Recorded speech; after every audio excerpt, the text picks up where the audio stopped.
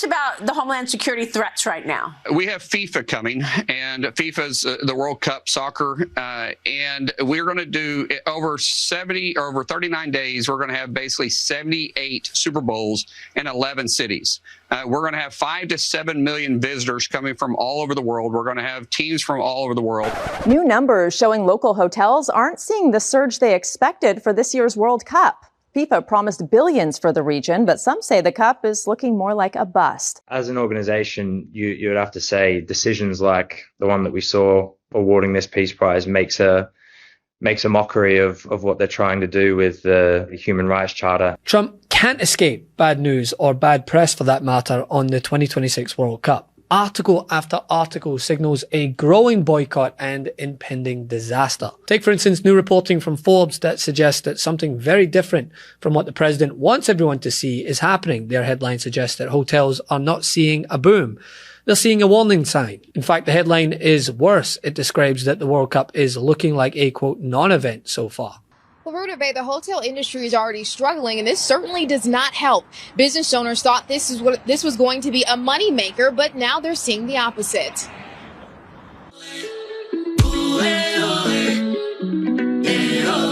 Shakira dancing her way into the new FIFA World Cup anthem that dropped today as excitement builds for the tournament. But some people say the expected tourism boom is losing its rhythm. The reservations aren't there. They're not on my books, and they're not, Expedia. They book for the entire city. Jeff Saranum was checking the summer outlook for his Hollywood hotel when his team noticed an 18% drop in June and July occupancy compared to 2024. He says lower revenue combined with higher expenses is bad for business.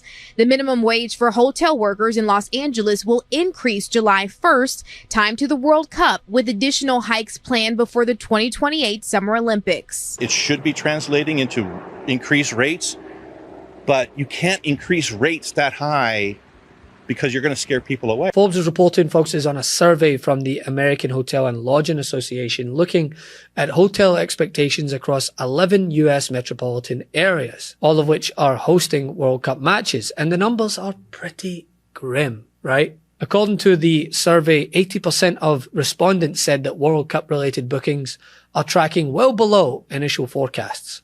About 65% cited visa barriers and broader geopolitical concerns as factors suppressing demand. Al Jazeera cited the same AHLA report, noting that with 5 weeks to go before the tournament, US hotel reservations tied to the World Cup were falling well short of industry expectations. That is not a small problem. That's the industry saying, hey, we built our expectations around global tourism surge, and that surge is not arriving, with many placing blame at the end of Pennsylvania Avenue. The World Cup is now 5 weeks away. A ticket to maybe see Ronaldo play starts at $2,000, and hotel rooms across host cities are sitting empty. Here's what's happening. The American Hotel and Lodging Association surveyed hotels across 11 host cities and found nearly 80% are booking below their original projections. In Kansas City, the main stage, it's 85 to 90%, with some hotels actually performing worse than a normal summer with nothing going on. And you might be wondering why that is. Well, FIFA reserved massive room blocks across host cities early on, creating what looked like an overwhelming demand. Then they released most of them back onto the market, so hotels that thought they were sold out suddenly weren't. Meanwhile, international visitors who usually stay longer and spend more aren't planning on showing up, and there's a big reason why. A ticket to the US opener costs over $4,000. A semifinal seat in Dallas tops $11,000, and the average resale price for the final is over $16,000. When you add flights, hotels, and transportation, international fans are looking at a trip that can easily run 5 figures, and many are deciding it's not worth it. FIFA President Gianni Infantino was asked about the backlash this week and laughed it off, promising to personally deliver a hot dog to anyone who buys a $2 million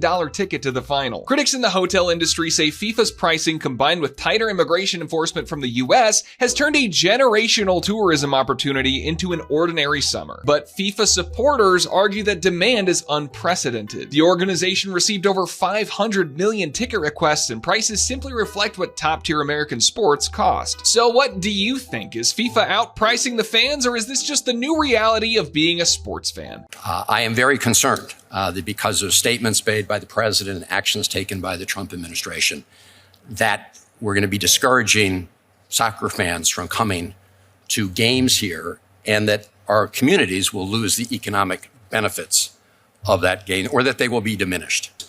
The report that was released in March of 2025 projected that international tourism in the United States would increase 6.5% in 2025 and another 10% in 2026. And that did not happen in 2025, did it? Correct. Okay.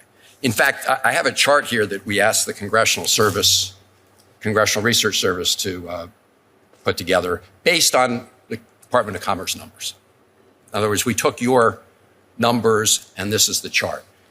You all projected 6% increase. You can see a steady decline. I mean, not even close to 6%, negative. And it's not just the Forbes article either, right? Take a look at Rupert Murdoch's New York Post. They're reporting that FIFA released about 70% of its hotel room blocks, triggering more cancellations and worsening pressure on hotels, which means that the early boom was not actually focused on real demand. It may have been FIFA holding inventory, which means that the optimism was what? Inflated. And now the correction is showing up in empty rooms. And I mean, listen, as I've stated, nobody is more excited about the World Cup than me. Did I mention 1998, last time Scotland played in a World Cup? But you can't avoid what is being reported, not just in liberal outlets either, but the New York Post citing that foreign soccer fans who told the outlet they're skipping the US World Cup matches, threatening what was supposed to be a $30 billion economic boom. The Post also reported that 9 of the 11 US host cities are seeing reservation rates well below expectations, some of them citing as much as 95% down. I mean, 95%. That's not a demand problem. That is a missing persons report for tourism. The reasons fans are hesitating are not exactly mysterious either. Take your pick. Visa delays, extortionate airfare. Oh, and who can forget the travel warnings tied to the immigration enforcement and civil liberties concerns in this country. What are the specific actions you would want FIFA or host cities to take to protect the safety of immigrant communities and traveling fans? These are real risks, and they are real risks that FIFA has failed to mitigate in the past, even though they knew about the risk.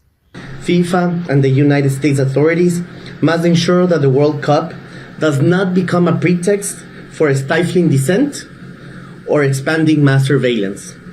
Every player, fan, journalist, and resident has the right to participate and protest without fear of sanction, arbitrary detention, or any sort of discriminatory treatment, and in this case also of deportation.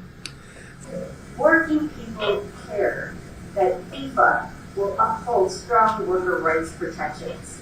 We want the games to be successful in the United States. The Trump administration actions threaten our neighbors and tourists alike, and FIFA has unique leverage to push for change, not to whitewash and capitulate.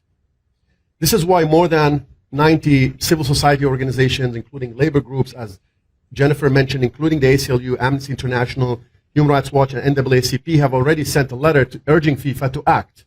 But sadly, we have not yet to see meaningful assurances. On the contrary, we are only seeing further escalation from the administration with deployment of the National Guard, especially in host cities like LA and Chicago. This tournament should be about celebrating unity and our connection to the world. And without action today, FIFA risks becoming a stage for authoritarianism. As you may know, asylum seekers, once you arrive in the United States, you have a right to seek asylum. You have a right to go before the judge and make a case. With FIFA coming into North America, the United States in particular, $14 billion plus of revenue, if the funding giant that FIFA is not using that to make sure that the values of embracing communities, making sure that policies and practices are embedded in due process, if those things are not being pushed to the forefront, then it does become very political. More than 120 civil society groups, including the ACLU, issued a travel advisory warning that fans, players, and journalists who are coming to the US should be aware of, citing that they could face serious rights violations under the Trump administration's immigration and anti-human rights agenda. The advisory specifically warned risks include, and there's many, arbitrary denial of entry, arrest, detention, deportation, expanded travel restrictions, invasive social media screening, racial profiling, suppression of speech, and protest. And who can forget cruel or degrading treatment in ICE detention custody? As an organization, you would have to say decisions like the one that we saw awarding this Peace Prize makes a mockery of what they're trying to do with the Human Rights Charter and trying to use football as a global driving force for good and positive change in the world. And then decisions like that feel like they just set us back in the perceived, market of what football currently is, especially at the top level where it's becoming so disconnected from society and the grassroots of what the game actually is and means in our communities and in the world. I really hope that that symbols, especially those around the LGBTQI plus community, are welcomed and it's not an issue just in the Middle East. In America, we're seeing more and more the rights of these communities put into these people, and rights are being taken away all over the country. And we have to sincerely hope that we see a lot of open support for in that space as well, and across the board, for all the social justice that we all want to fight for, and the human rights that we want to see implemented, not just in the States, but everywhere. I mean, these are warnings that you'd expect for a war-torn country, not the hottest ticket on earth, as Trump has claimed it to be. The ACLU says that the 2026 World Cup could bring as many as 10 million visitors, if they do come, to 11 US cities, which would make it the largest sporting event in history. But the same advisory warns that ICE is expected to play a, quote, key part in tournament security, which has raised concerns about enforcement activity in those host cities. And by the way, the hotel industry are very well aware of said treatment from ICE, considering the fact that the AHLA president said that to fully realize the tournament's potential, said, quote, US and FIFA must ensure a welcoming and seamless experience for international travelers. I mean, that quote speaks volumes, right? They know that there is a major problem that is simmering, and no amount of fake FIFA peace prizes can mask who's to blame for these issues. Love this video? Support independent media and unlock exclusive content, ad-free videos, and custom emojis by becoming a paid member of our YouTube channel today. You can also gift memberships to others. Let's keep growing together.